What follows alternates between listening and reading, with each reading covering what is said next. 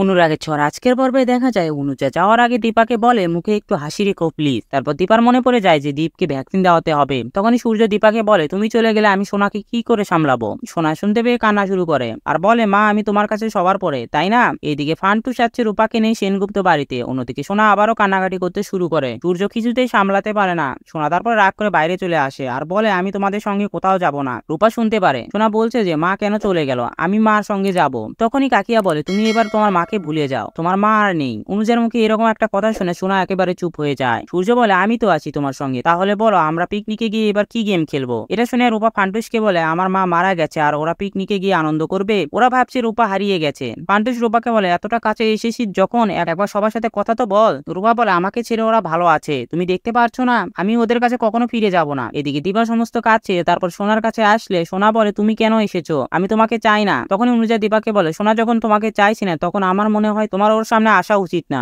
দীপা আবারও সোনাকে বোঝানোর চেষ্টা করে যে মা তুমি যদি আজকে হারিয়ে যেতে তবে আজকে রূপাকে যেভাবে খুঁজছি সেভাবে তোমাকে খুঁজতাম। অনুজা দীপাকে বলে ওর কি সেই বয়স আছে যে তোমার কথাগুলো বুঝবে। দীপা বলে তাহলে তো আমি আবারও ভুল করে ফেললাম। ঠিক আছে যখন আমাকে চলে যেতে বলা হচ্ছে তবে আমি আর থাকবো না। তখনই সোনা তার মাকে কোলে ওঠার জন্য বলে আর বলে তুমি যেমন আমার মা তেমনই তুমি পাতা মেয়েরও মা। ওইদিকে রূপা এই খবরটা কিছুতে হজম করতে পারে না। হঠাৎ করে রূপার শরীরটা খারাপ হয়ে যায়। তখনই ফান্টুস দীপারা যেখানে পিকনিক করছিল সেখানে জল চাওয়ার জন্য আসে। আমার মেয়েটা শুধু তার মা মারা যাওয়ার খবর পেয়েছে। দীপার সঙ্গে সঙ্গে কিছু খাবার আর জল ফান্টুসের কাছে নিয়ে যায়। ফান্টুস বলে আমি তো শুধু জলই চেয়েছিলাম। দীপা বলে যদি আপনার মেয়ের বেশি শরীর খারাপ লাগে তবে ওকে এখানে নিয়ে আসবেন। ফান্টুস চলে যাওয়ার পর দীপা চিন্তা করে মেয়েটাকে কি আমার একবার গিয়ে দেখা উচিত। তো বন্ধুরা ভিডিওটি কেমন লাগলো কমেন্ট করে জানাও। আর এমন গসিপসে আপডেট পেতে আমাদের চ্যানেলটি সাবস্ক্রাইব করুন।